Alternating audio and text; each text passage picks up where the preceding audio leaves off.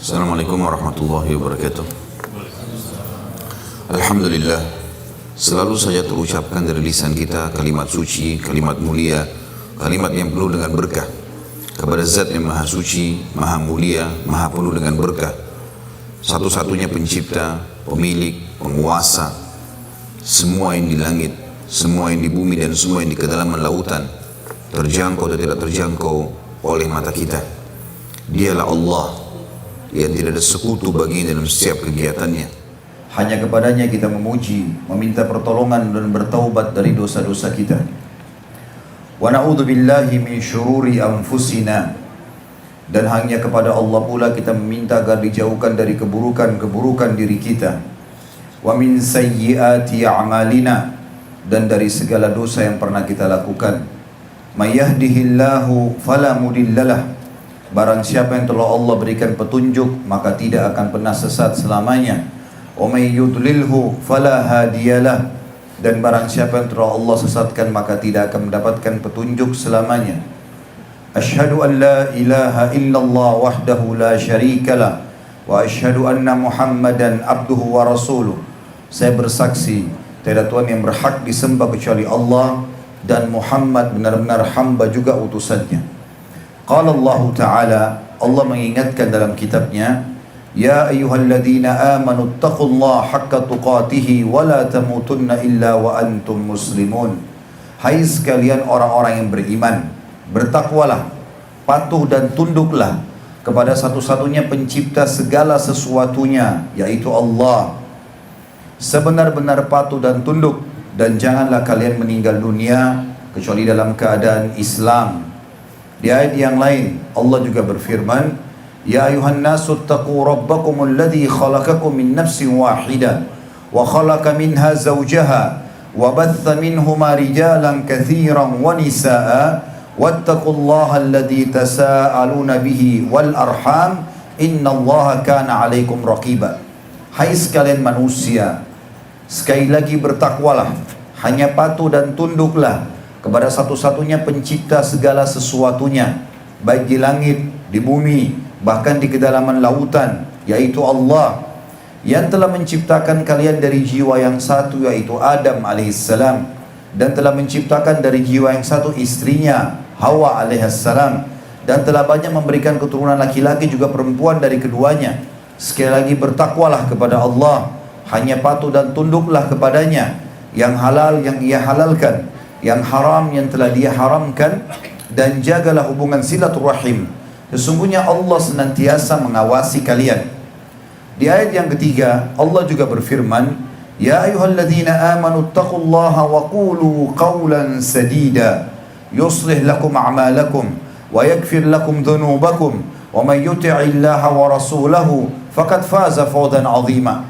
Hai sekalian orang-orang yang beriman, sekali lagi bertakwalah, hanya patuh dan tunduklah kepada Allah, dan ucapkan kalimat yang benar. Niscaya Dia akan memperbaiki amal-amal perbuatan kalian, mengampuni dosa-dosa kalian.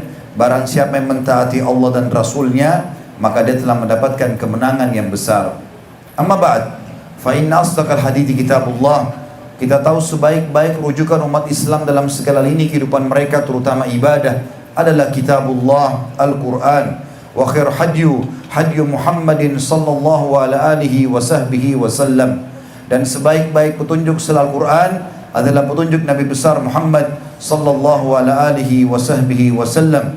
Wa syarrul umuri muhdatsatuha, dan seburuk-buruk perbuatan dalam ibadah yang tidak punya rujukan keduanya. Fa inna kulla muhdatsin bid'ah, semua ibadah yang tidak punya rujukan dikenal perbuatan baru dalam agama. Wa bid'atun dhalalah, perbuatan baru itu bisa membawa pelakunya pada kekeliruan. Wajarun final akan membawa pelakunya ke dalam api neraka. Saudaraku seiman rahimani wa rahimakumullah, apa yang saya bacakan tadi dikenal dengan khutbah hajah. Baginda Nabi Muhammad sallallahu alaihi wasallam tidak pernah berdiri untuk khutbah Idul Fitri dan Idul Adha, khutbah Jumat, ingin mengutus pasukan dan memotivasi mereka, atau momen-momen penting, kecuali beliau membuka dengan tadi 3 ayat pentingnya bertakwa dan patuh hanya kepada Allah, dan juga pentingnya umat Islam selalu kembali kepada wahyu, Al-Quran dan Sunnah, terutama dalam masalah ibadah mereka. Allahu Akbar walillahil hamd. Saudaraku seiman, hari ini adalah hari emas tiap muslim. Kita sebagai seorang muslim memiliki dua hari raya yang masyhur. Pada saat baginda Nabi Muhammad sallallahu alaihi wasallam hijrah ke Madinah, ditemukan kaum Ansar, penduduk asli Madinah, memiliki banyak hari yang mereka kenang untuk menggembirakan hati, bersilaturahim di antara keluarga. Maka Nabi SAW mengatakan, sungguh Allah telah menggantikan hari-hari kalian itu dengan hari-hari yang lebih baik, yaitu Idul Fitri dan Idul Adha. Idul Adha, saudaraku seiman, yang kita sedang rayakan pada hari ini. Adha artinya kurban. Nama lainnya adalah hari Nahar. Bagi jemaah haji, nama ini tidak asing lagi. Nahar juga sama, artinya berkorban atau mengorbankan hewan untuk Allah subhanahu wa ta'ala. Kita sekarang teman-teman sekalian berada di hari-hari emas kita. Bukan hanya hari ini, tapi dari 9 hari yang lalu. Hari ini puncaknya 10 hari. 10 hari ini dikenal dengan hari emas. Dan Bapak Ibu sekarang berada di puncaknya. Renungi baik-baik firman Allah yang menyebutkan tentang keutamaan 10 hari ini, termasuk 10 Zulhijjah pada hari kita ini. Surah Al-Fajr, surah nomor 89, 3 ayat pertama merincikan masalah itu. Allah berfirman, A'udzubillahi minasyaitonirrajim. Bismillahirrahmanirrahim. Wal fajr walayalin ashr wasyaf'i wal watr. Yang artinya demi waktu subuh dan 10 malam berturut-turut sebelum subuh itu, dan juga hari ke-8 dan hari ke-9-nya. Kita akan masuk dalam tadabbur ayat. Bagaimana kita memahami apa yang Allah pesankan di 3 ayat pertama surah Al-Fajr. Waw di sini saudaraku seiman adalah waw kasam, waw sumpah. Seperti kalau kita gunakan wallahi, atau Allah menggunakan dalam ayat dalam surah Al-Asr wal asri. Artinya setiap kali Allah bersumpah dalam Al-Quran yang menandakan apa yang datang setelah sumpah itu berita penting. Fajar artinya waktu subuh, dan kita pun di Indonesia sudah mengambil menjadi bahasa baku kita dari bahasa Arab yang berarti waktu subuh, waktu fajar. Tetapi perlu kita renungi sama-sama saudaraku seiman, di dalam retorika bahasa Arab atau grammar bahasa Arab, alif lam ini punya makna. Seperti misal wa al-fajr, ya. Al-fajr ini ada, al ini ada maknanya. Kalau saya ingin ketemu dengan seseorang teman saya di sebuah masjid, misal namanya Al-Ikhlas, maka saya mengatakan kepada teman saya, ayo kita ketemu di masjid Al-Ikhlas. Tapi dalam bahasa Arab bisa saya kalau ingin menyampaikan kepada teman saya janjian di sebuah masjid Al-Ikhlas misalnya, tapi saya sudah tidak mau sebutkan lagi nama masjidnya karena saya dan teman saya sudah tahu, cukup saya mengatakan ayo kita ketemu di Al-Masjid.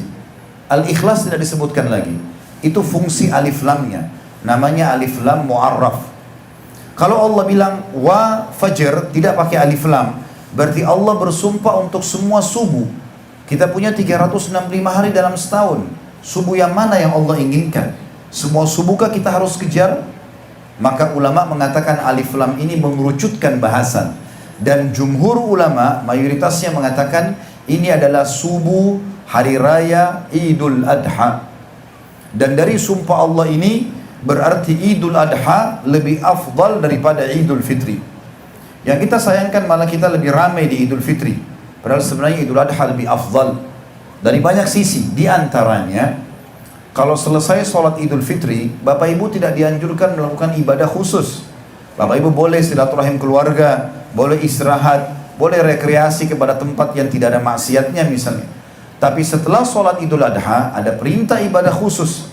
Allah sebutkan dalam ayat yang lain, A'udzubillahi minasyaitonirrajim, fasalli li rabbika wanhar. Hai Muhammad, sholatlah Idul Adha itu, lalu ikutkan berkurban setelahnya. Maka ini tandanya Idul Adha lebih afdal. Selain ada sumpah Allah di sini tentang subuh itu, seakan-akan Allah mengatakan, demi aku hai Muhammad, kejarlah subuh Idul Adha itu sholat, jangan sampai luput. Dan alhamdulillah Bapak Ibu baru saja mengerjakan itu. Berarti kita menjalankan sumpah Allah dan ya, berkurban setelahnya. Hanya saja banyak di antara kaum muslimin di negara kita Indonesia, Allahu alam di sini mungkin sudah pernah dengar, tapi saya temukan pada saat saya jelaskan ini, mereka banyak yang baru tahu. Ayat kedua Al-Fajr berbunyi, walayalin ashr, dan kejarlah juga kata Allah 10 malam berturut-turut sebelum subuh itu. Jadi sebenarnya dari sumpah Allah ini teman-teman sekalian, sebagian ulama, bukan semua, sebagian ulama mengatakan 10 awal bulan Zulhijjah lebih atau sama dengan 10 akhir Ramadan. Bahkan ada di antara mereka, sebagian di antara mereka berkata 10 awal bulan Zulhijjah dan Bapak Ibu berada di puncaknya hari ke-10, itu lebih afdal daripada 10 terakhir Ramadan. Mungkin Anda bertanya, bagaimana bisa para ulama atau sebagian ulama berpendapat seperti itu? Apakah ada yang menguatkan? Ya, mereka menjelaskan. Yang pertama, dalil yang mereka gunakan adalah surah Al-Fajr ini. Kalau di 10 akhir Ramadan kita disuruh kejar Lailatul Qadar, lebih baik daripada 1000 bulan. Luar biasa keutamaannya, sama dengan 83 tahun plus 4 bulan beribadah. Artinya kalau Bapak Ibu pas mengucapkan Subhanallah bertepatan dengan Lailatul Qadar, pahalanya sama dengan mengucapkan Subhanallah 1000 bulan, atau 83 tahun plus 4 bulan, atau 30.000 hari sekian. Tapi Lailatul Qadar ini terjadi hanya di malam-malam ganjil. Sementara di 10 awal bulan Zulhijjah, Allah berfirman tadi di surah Al-Fajr ayat 2, walayalin ashr, dan kejar 10 malam berturut-turut sebelum Idul Adha itu. Mau genap, mau ganjil, harus sholat malam. Loh kok bisa di sini bisa lebih afdal? Anggaplah Allah menyuruh kita mengejar genap dan ganjilnya. Di Idul Fitri sana, 10 malam sebelum Idul Fitri ada Lailatul Qadar cuma 1 malam. 10 malam sebelum Idul Adha kita disuruh kejar 10 malamnya. Di sana Lailatul Qadar, di sini apa keutamaannya? Dengarkan baik-baik Bapak Ibu sekalian. Termasuk hari ini ibadah yang luar biasa. Hadis Bukhari, baginda Rasulullah sallallahu alaihi wasallam telah bersabda, "Ma min ayyamin al-amalu salihu fihi ahabbu ila Allah min hadhil ayyam ya'nil ashr." Tidak ada hari-hari, kata baginda Nabi SAW, sepanjang tahun. Dan ini dalil kedua kenapa sebagian ulama mengatakan 10 awal Zulhijjah bahkan Idul Adha-nya lebih afdal daripada Idul Fitri dan 10 terakhir Ramadan. Kata Nabi SAW, tidak ada hari-hari sepanjang tahun, kata mereka, termasuk bagiannya Ramadan, di mana semua jenis ibadah yang dikerjakan, maknanya wajib atau sunnah, yang lebih Allah cintai, maksudnya lebih besar pahalanya dibandingkan yang dikerjakan di 10 awal bulan Zulhijjah. Dan ini hadis sahih riwayat Bukhari. Apa kata para sahabat? Ya Rasulullah, walal jihadu fi sabilillah, bagaimana wahai utusan Allah dengan berperang, meninggalkan keluarga, meninggalkan pekerjaan untuk membela agama? Itu juga makna hadisnya belum bisa mengalahkan pahala ibadah yang dikerjakan di 10 awal bulan Zulhijjah. Misal Bapak Ibu sedekah dengan $1 atau $5, apakah itu juga belum bisa mengalahkan ya pahala jihad, belum bisa mengalahkan pahala itu? Apa jawaban baginda Nabi SAW? Walal jihadu fi sabilillah, berperang pun di jalan Allah belum bisa mengalahkan makna hadisnya ibadah sekecil apapun yang dikerjakan di 10 awal bulan Zulhijjah. Baca 1 ayat, baca subhanallah sekali, sedekah dengan uang yang paling kecil, mungkin cuma dengan makanan, pakaian bekas, apa saja. Lalu beliau tutup hadisnya, di closing hadisnya berbunyi, illa rajulun kharaja binafsihi wa malihi wa lam yarji bidzalika bi syai'. Kecuali satu orang, satu keadaan. Kalau ada seorang laki-laki yang berkeluar berperang, berjihad, membawa seluruh hartanya, dia punya 10 miliar rupiah, dibawa semuanya ke medan perang, diberikan makanan, senjata, segala macam, dan dia juga ikut berperang, lalu dia tidak membawa pulang keduanya. Jadi apapun ibadah yang Bapak Ibu kerjakan, dan puncaknya hari ini hari ke-10, maka akan lebih afdal daripada jihad. Saudaraku seiman, jenis-jenis ibadah yang Anda dianjurkan, yang pertama adalah haji. Puncak ibadah di sini haji. Saya dengar di Amerika ini tidak terlalu sulit saudara-saudara untuk pergi haji, maka jangan sia-siakan. Karena di negara kita Indonesia butuh antri yang panjang. Kecuali yang Allah mudahkan rezekinya luas. Haji ini puncak ibadah. Dan haji sebenarnya Bapak Ibu sekalian, izinkan saya menjelaskan 2-3 menit. Hanya 6 hari. Kalau ada Bapak Ibu misal, saya tidak tahu dari sini, kalau dari Indonesia, mereka ikut ONH Plus, biasanya 23 sampai 25 hari. Kalau ikut pemerintah 40 hari.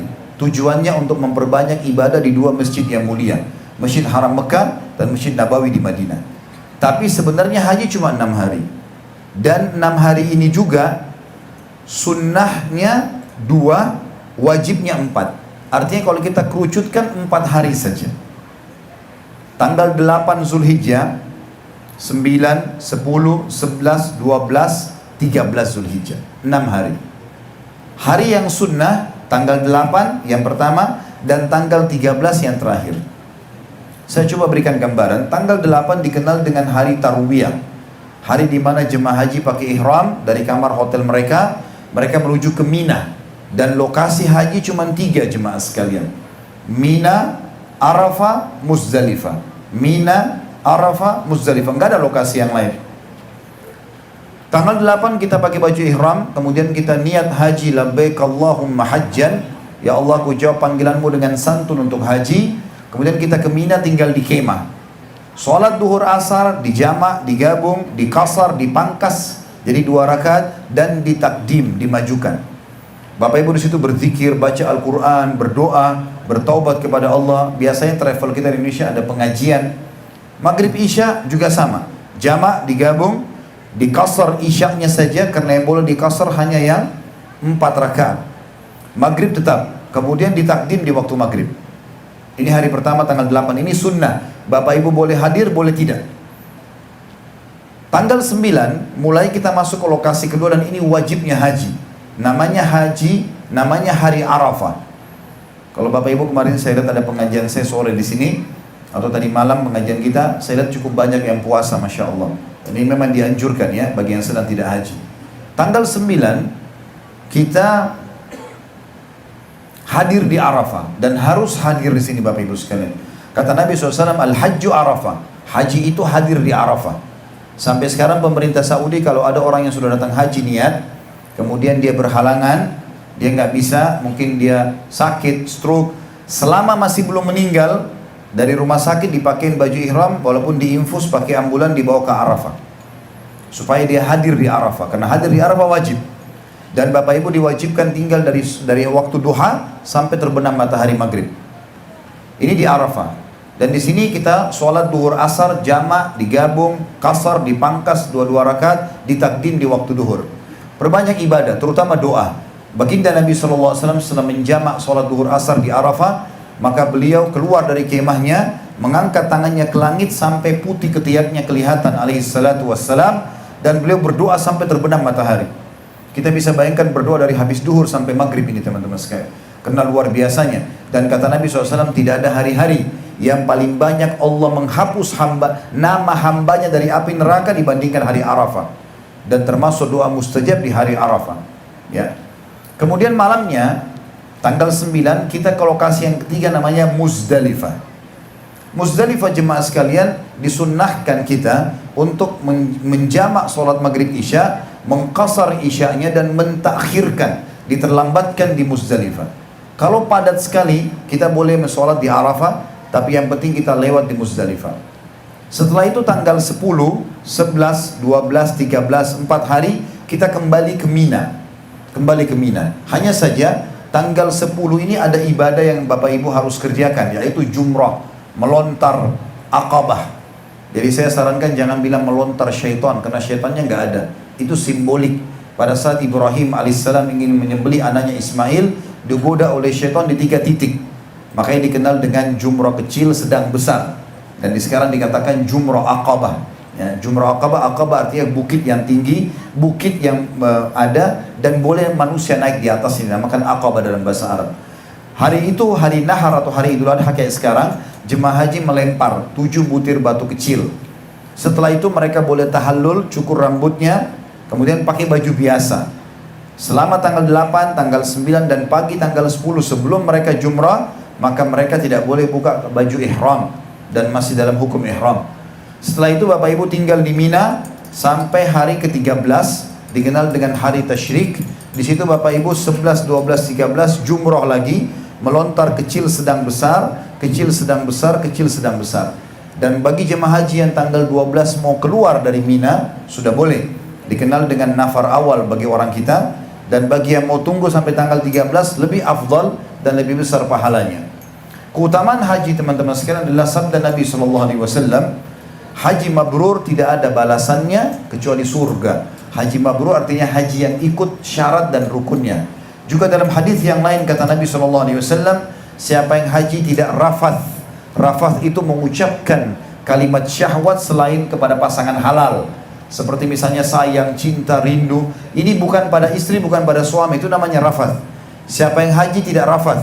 Siapa yang tidak fusuk, menyentuh secara fisik, yang memeluk, mencium yang bukan pasangan halalnya. Dan siapa yang tidak jidal, berdebat-debat di musim haji atau bertengkar, maka dia akan pulang dari haji seperti baru dilahirkan oleh ibunya. Bagi bapak ibu yang masih ragu, saya mau berangkat tapi duit saya pas-pasan, dengarkan janji baginda Nabi Muhammad SAW, kalau haji dan umrah penyebab kekayaan. Kata Nabi SAW dalam hadis yang sahih riwayat Tabarani, haji dan umrah yang dikerjakan secara berkesinambungan, dari umrah ke umrah, dari haji ke haji, akan menghilangkan kesusahan hidup dan kemiskinan, sebagaimana api menghilangkan karat dari besi. Jadi tidak akan pernah orang pulang haji itu miskin. Tidak pernah kita lihat Pak Haji atau Ibu Haji itu miskin. Allah SWT akan bukakan rezekinya. Ini puncak ibadah. Yang kedua, sholat id seperti yang kita kerjakan tadi. 2 rakaat dan kita mulai dengan setelah takbiratul 7 kali takbir dan takbir intikal kita baca 5 kali takbir. Dan ini ditekankan oleh jumhur ulama dengan sunnah muakkadah dan dia satu rangkaian dengan khutbahnya.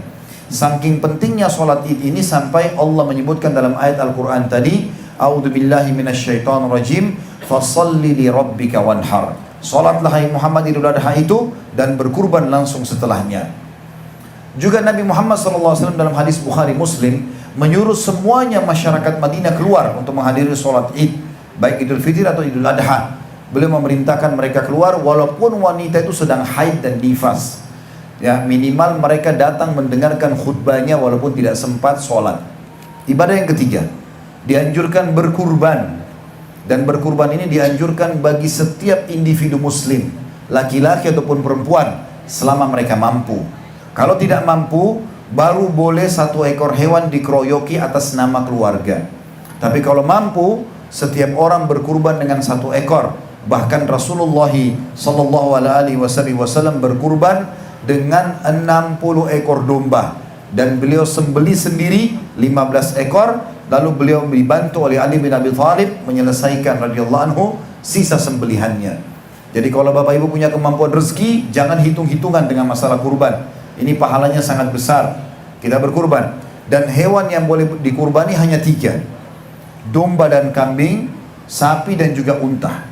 Kalau domba minimal umur 6 bulan dan kambing minimal 1 tahun. Kalau sapi minimal 2 tahun dan unta minimal 5 tahun. Kalau Bapak Ibu tanya kepada saya mana yang lebih afdal dari hewan-hewan ini, maka jawabannya adalah domba. Domba dan kambing lebih afdal, walaupun sapi lebih besar ukuran badannya. Dari mana dalilnya Ustaz? Dengarkan baik-baik. Yang pertama Bapak Ibu sekalian, pada saat Nabi Ismail alaihissalam tidak jadi disembelih oleh ayahnya Ibrahim, apa yang digantikan oleh Allah? Domba atau kabs, ya, domba jantan. Allah tidak ganti dengan sapi dan unta, padahal bisa, tapi Allah menggantinya dengan domba. Yang kedua, perilaku baginda Nabi Muhammad SAW, di zaman beliau banyak unta. Unta lebih besar badannya, lebih banyak dagingnya, tapi Nabi SAW menyembelih domba. Dan bahkan lebih afdal lagi kalau Bapak Ibu mau, domba berbulu putih yang memiliki bercak berwarna hitam atau coklat. Dan ini yang dilakukan oleh Nabi SAW. Bagi teman-teman yang belum terbiasa mengkonsumsi daging kambing atau domba, dan ini ada persepsi yang salah, mereka menganggap domba itu adalah makanan orang Arab, dan ini keliru. Ini makanan orang Islam. Kita harus makan teman-teman sekalian, kecuali Anda memang punya masalah secara medis. Ada 3 dalil yang berhubungan kalau makan domba atau kambing ini bisa berpahala. Yang pertama adalah hadis Bukhari menjelaskan kalau Nabi SAW sangat gemar makan kambing atau domba. Kalau Bapak Ibu makan domba atau kambing karena niat Rasulullah SAW senang, Bapak Ibu dapat pahala. Yang kedua, ini tidak bisa terbantahkan, argumentasinya adalah akikah. Kalau lahir anak laki-laki, 2 ekor kambing atau domba. Lahir anak perempuan, 1 ekor. Tidak bisa diganti dengan hewan lain.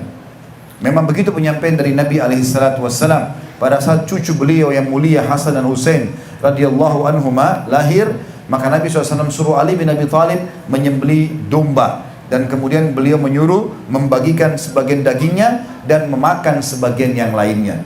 Jadi walaupun orang bule, walaupun orang Arab, walaupun orang Melayu di Asia, walaupun orang hitam di Afrika, anaknya lahir selama dia Muslim, domba atau kambing. Tidak bisa diganti yang lain. Dan sunnahnya makan sebagian daging itu. Yang ketiga adalah Idul Adha. Dan sudah saya jelaskan tadi bagaimana Nabi SAW memang menyembelih bahkan 60 ekor domba untuk beliau. Kalau masalah teman-teman sekalian orang mengatakan domba atau kambing menyebabkan kolesterol, darah tinggi, ini butuh pembuktian. Mana buktinya? Yang ditemukan malah dalam artikel-artikel ilmiah adalah protein daging kambing dan domba senyawa dengan protein manusia. Artinya kalau kita konsumsi larinya ke otot dan bukan ke lemak. Kita nggak bicara jeroannya, kita bicara masalah dagingnya. Dan yang jadi masalah sering kita di Indonesia membuat darah tinggi dan yang lainnya ini karena bumbunya yang kita salah gunakan. Dan penyembelihannya tidak sesuai dengan syariat. Makanya Nabi SAW memerintahkan kalau sembelih ada adab-adabnya. Mungkin saya tidak tahu di sini sebentar ada sembelihan atau tidak. Yang jelas sembelihan itu teman-teman sekalian ada adabnya. Yang pertama, pisaunya harus tajam. Kata Nabi SAW, kalau kalian mau menyembelih, tajamkan pisau kalian sehingga kalian menenangkan kurban kalian. Yang kedua, tidak boleh diseret domba itu atau disakiti. Sebagaimana pernah terjadi di zaman Nabi SAW, ada orang menyeret domba sampai dombanya teriak-teriak. Umar bin Khattab radhiyallahu anhu lewat lalu berkata, apakah kau akan membunuhnya dua kali? Yang ketiga, tidak boleh kalau disembelih diperlihatkan kepada temannya. Nah, ini akan membuat dia stres. Ditutup. Kalau di Indonesia biasanya saya sarankan agar panitia masjid menutup dengan spanduk sehingga teman-teman tidak lihat. Yang keempat, tidak boleh diberhentikan kalau lagi makan. Kemudian yang kelima, yang terakhir adalah jangan diangkat pisau itu kecuali 2 urat besar lehernya sudah terputus. Dan tambahan dari saya tentunya, kalau lagi dikuliti Bapak Ibu sekalian, yang digantung adalah kakinya supaya darahnya semua keluar. Dan jangan digantung bagian kepala, dikhawatirkan darahnya masuk kembali. Dan penelitian medis sudah membuktikan kalau darah sudah terkena udara sedikit saja, maka sudah terkontaminasi dengan bakteri. Dan kalau dia masuk kembali ke dalam badan hewan tadi bisa merusak dagingnya. Ini yang ketiga dari ibadah, berkurban. Yang keempat teman-teman sekalian, berpuasa. Walaupun sudah lewat, tapi Bapak Ibu mungkin yang belum tahu bisa memahaminya, bisa diterapkan tahun depan. Dianjurkan kita puasa 9 hari. Dan kalau Bapak Ibu tidak mampu, Bapak Ibu bisa puasa berapa hari saja. Kalau tidak mampu juga minimal tanggal 9. Tepatnya kemarin. Ya. Ini puasa hari Arafah bagi yang sedang tidak haji. Nabi SAW waktu haji tidak berpuasa dan tidak menyuruh jemaah haji puasa, tapi beliau suruh masyarakat Mekah, masyarakat Madinah untuk yang tidak haji untuk berpuasa. Dan dalam hadis Bukhari dan Muslim disebutkan, waktu ditanya Nabi SAW, su'ilan Nabi SAW an shaum yawm Arafah, faqala yukaffiru sanatal madhi wal baqiyah. Ditanya kepada Nabi SAW tentang puasa hari Arafah, apa keutamaannya? Beliau mengatakan bisa membersihkan dosa-dosa 365 hari ke belakang, setahun ke belakang, dan 365 hari ke depan, setahun ke depan. Satu hari puasa dapat 700 hari sekian pengampunan dosa. Yang selanjutnya yang kelima adalah sholat malam. Sebagaimana tadi sudah kita sebutkan dalam surah Al-Fajr ayat 2-nya, walayalin ashr, dan 10 malam berturut-turut disuruh kejar untuk sholat malam. Kemudian yang ketujuh teman-teman sekalian, memperbanyak selama 13 hari. Dari tanggal 1 Zulhijjah sampai 4 hari dari sekarang. 3 hari dari sekarang, hari Tasyrik, tanggal 13 Zulhijjah. Kita memperbanyak bertakbir, bertahlil. Allahu Akbar, la ilaha illallah, Allahu Akbar, walillahil hamd. Ini dikerjakan oleh Abdullah bin Umar radhiyallahu anhu sampai beliau jalan di pasar dan beliau sengaja mengeraskan suara sehingga diikuti oleh masyarakat Madinah. Dan ini sangat dianjurkan. Sisanya yang ke-8 teman-teman bebas melakukan ibadah apa saja yang sudah ada perintahnya dari baginda Nabi SAW, seperti silaturahim keluarga, menuntut ilmu, bersedekah, ya, berzikir, berdoa, semuanya kita kerjakan. Dan ini akan sangat besar sekali manfaatnya. Oleh karena itu dalam penutupan khutbah kita ini, saya ingin menekankan sekali agar Bapak Ibu sekalian memaksimalkan waktu, karena ini adalah hari terakhir kita dari 10 hari yang emas ini. Maksimalkan, sudah sholat id alhamdulillah, usahakan berkurban. Yang sudah berkurban di Indonesia alhamdulillah. Yang belum di sini tidak usah nilai lagi. 1 ekor domba walaupun harganya $300, $500, beli saja. Semua untuk Allah, tidak akan kurang nilainya.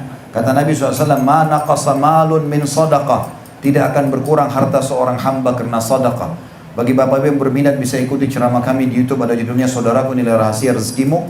Saya jelaskan 15 poin, diantaranya poin pertama, poin kedua adalah bersedekah, itu akan sangat mendatangkan rezeki kita. Allahu a'lam. Ini yang kita sampaikan pada kesempatan ini teman-teman sekalian. Mari kita hadirkan hati dan pikiran kita untuk berdoa kepada Sang Pencipta Allah. Semoga Allah bisa menerima dan mengabulkan doa kita. Alhamdulillahi Rabbil Alamin. Kami memujimu ya Allah sebagaimana layak kau dipuji sebagai pencipta. Dan kami memberikan dan mengucapkan salam hormat kami kepada pemimpin kami dan Tuhan kami, serta Nabi yang telah mengutus kepada kami, Nabi Muhammad sallallahu alaihi wasallam, sebagaimana telah Engkau perintahkan kepada kami. Ya Allah, tidak ada niat kami hadir di salah satu dari rumah-rumahmu ini kecuali karena ingin menjalankan perintah yang sedang Engkau bebankan kepada kami. Maka jadi terimalah ini dengan pahala yang sempurna, serta kami memohon dengan kemahamurahan-Mu agar Engkau menerima seluruh amal soleh yang pernah kami kerjakan selama kami hidup sampai menjelang ajal nanti dengan pahala yang sempurna. Dan ya Allah, kami memohon dengan kemahamurahan-Mu agar seluruh dosa yang pernah kami kerjakan, sekecil sampai sebesar apapun, semuanya Engkau ganti dengan kemahamurahan-Mu menjadi pahala yang lengkap. Ya Allah, ampunilah kami, ampunilah kedua orang tua kami, seluruh kerabat kami, seluruh muslimin dan muslimat, mukminin dan mukminat yang hidup dan juga yang sudah meninggal. Ya Allah, kami mengeluhkan tentang keadaan saudara kami di seluruh penjuru muka bumi yang sedang tertindas, di Palestina, di Syria, di Yaman, di Irak, di Myanmar, di Aqsa, dimanapun mereka berada. Ya Allah, ikhlaskan niat mereka, terima para syuhada mereka, muliakan Islam di tangan mereka dan tangan kami semua, dan juga partisipasikan kami bersama mereka di pahala, baik dengan doa, dengan harta, juga dengan jiwa kami. Dan ya Allah, satukanlah kami semua yang hadir dalam majlis ini di surga Firdaus-Mu tanpa hisab. Selalu kita berdoa ya Allah, atau selalu kami berdoa ya Allah kepadamu agar negara kami Indonesia menjadi negara yang aman, tentram, damai, seluruh rezekinya diluaskan dari seluruh penjurunya, dan juga seluruh utang negara kami terlunasi dengan kemahamurahan-Mu. Dan karuniakanlah kami pemimpin yang muslim, yang adil, yang kembali kepada Al-Quran dan Sunnah, yang menyebarkan keadilan dan menunjukkan keislaman yang sebenarnya. Serta berikanlah kemudahan bagi seluruh pemimpin kami yang sedang menjabat, agar mereka bisa menjalankan amanah yang sedang Kau bebankan, sehingga seluruh masyarakat Indonesia dan muslim dan juga non-muslim yang mendapatkan semua hak mereka sebagai warga negara. Dan semoga Indonesia menjadi contoh bagi negara-negara yang lain. Rabbana atina fid dunya hasanah wa fil akhirati hasanatan wa qina adzabannar wa adkhilnal jannata ma'al abrar ya azizu ya jabbar ya rabbal alamin. Wa sallallahu ala nabiyyina Muhammadin walhamdulillahi rabbil alamin. Wassalamu alaikum warahmatullahi wabarakatuh.